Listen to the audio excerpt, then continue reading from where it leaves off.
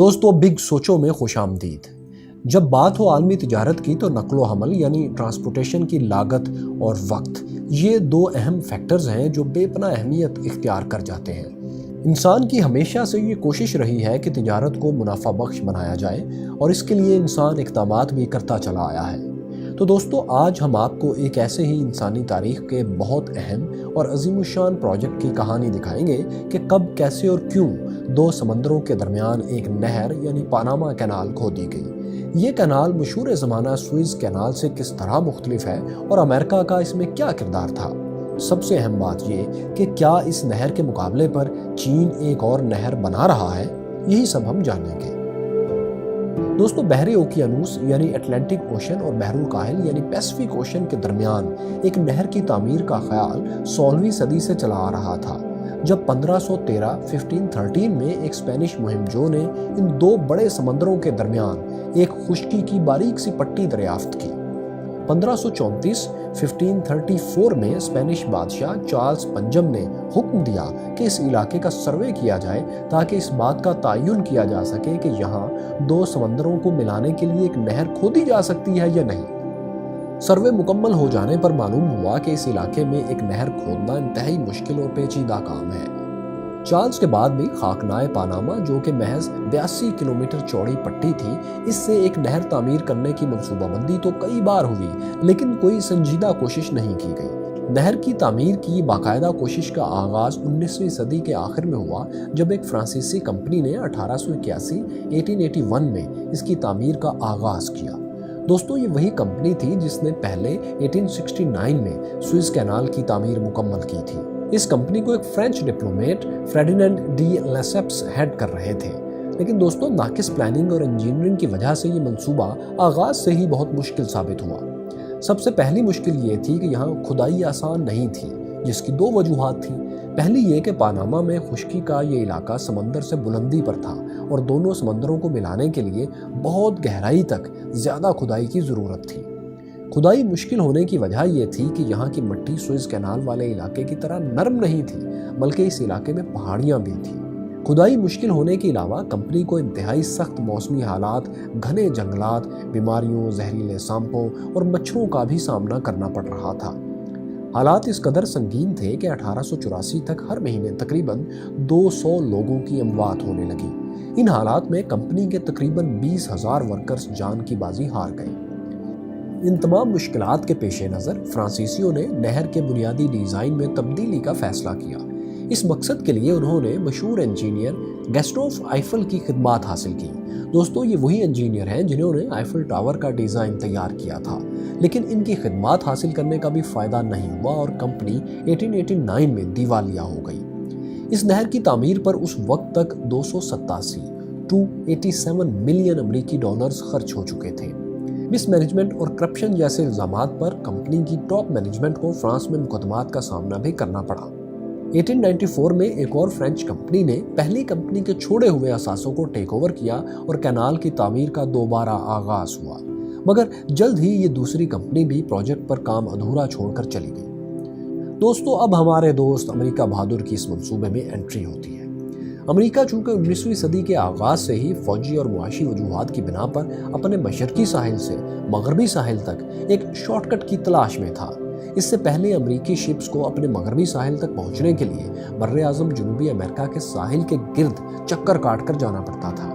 Panama canal کی تعمیر سے یہ سفر کم ہو جانا تھا۔ 1902 میں امریکی کانگریس نے فرینچ کمپنی کو ایکوائر کرنے کی منظوری دے دی۔ امریکہ نے اس کمپنی کے شیئرز اور اثاثے 40 ملین ڈالرز یعنی 4 کروڑ امریکی ڈالرز کے عوض خرید لیے، مگر کولمبیا نے امریکہ کو پاناما کینال کی تعمیر کے متعلق معاہدے کی شرائط پر اختلاف کی وجہ سے نہر کی تعمیر سے روک دیا۔ دراصل پاناما اس وقت الگ ملک نہیں تھا بلکہ کولمبیا کا ایک حصہ تھا۔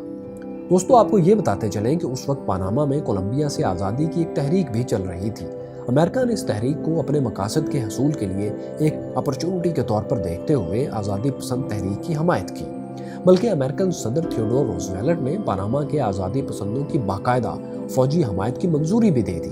امریکی بحری بیڑوں نے بحر الکاہل اور بحر اوقیانوس میں دونوں طرف سے پاناما کو گھیر لیا۔ अमरीकी मदद के बायस पानामा के आज़ादी पसंद पहले से ज़्यादा ताकतवर हो गए और उन्होंने 1903 में कोलंबिया से आज़ादी हासिल कर ली।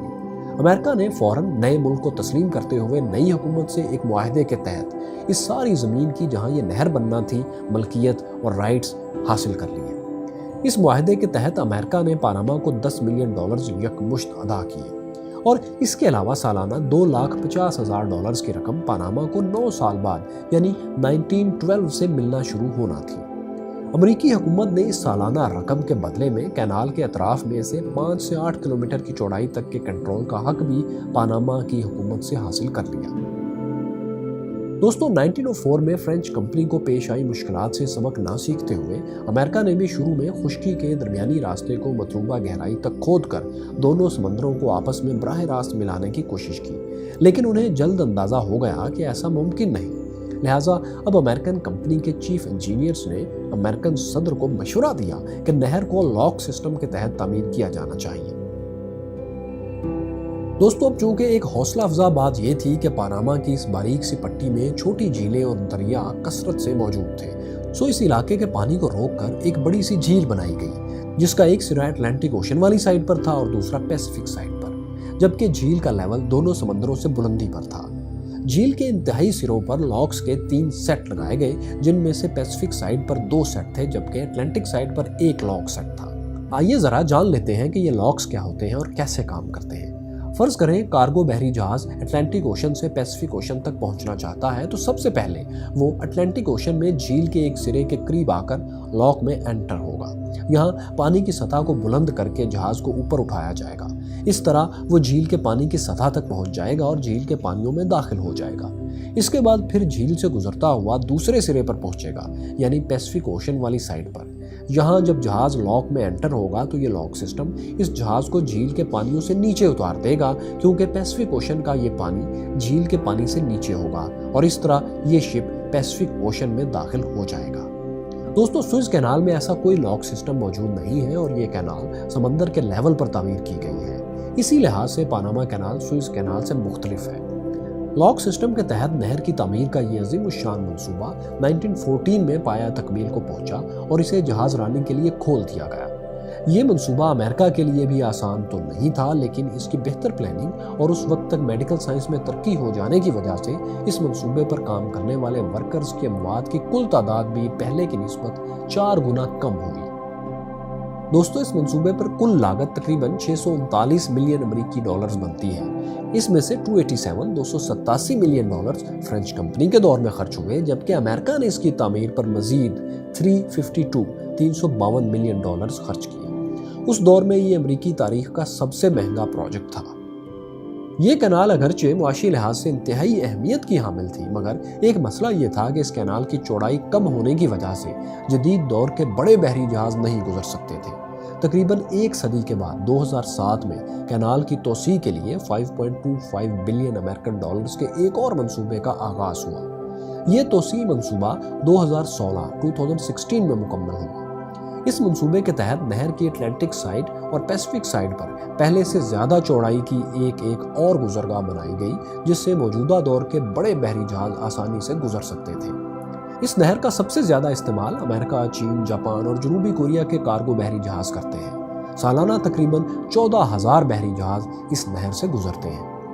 एक बड़ा बहरी जहाज इस कैनाल से गुजरने का जो टोल टैक्स अदा करता है वो 4,50,000 अमेरिकन डॉलर्स बनता है, लेकिन ये रकम बहरी जहाज के साइज और कार्गो वॉल्यूम पर डिपेंड करती है। ये कम भी हो सकती है। ये रकम सालाना तकरीबन 1.8 बिलियन अमेरिकन डॉलर्स बनती है। दोस्तों यहाँ आपको एक दिलचस्प बात बताएं कि इस नहर से गुजरने का कम से कम टोल जो अदा किया गया वो 36 सेंट है।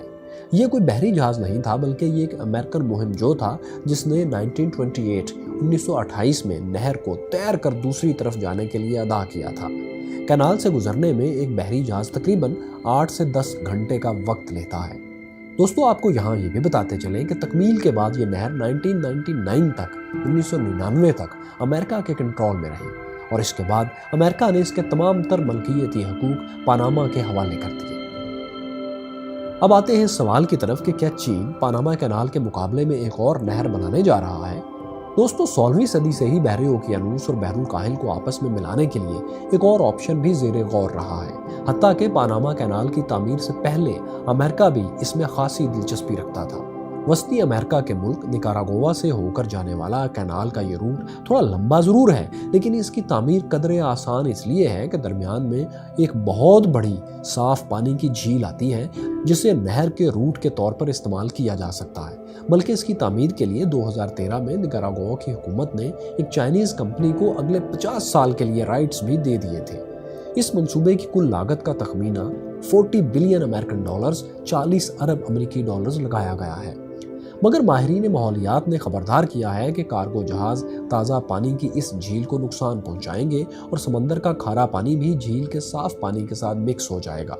अगरचे इस मंसूबे की तकमील के इम्कानात पर कुछ भी कहना कबल अज़ वक्त है, लेकिन अगर ये मंसूबा कभी पाया तकमील को पहुंच जाता है तो पानामा कैनाल के लिए मुआशी तौर पर एक झटका साबित होगा। दोस्तों, आपको हमारी पानामा कैनाल के मुतल्लिक ये मुख्तसर सी वीडियो कैसी लगी?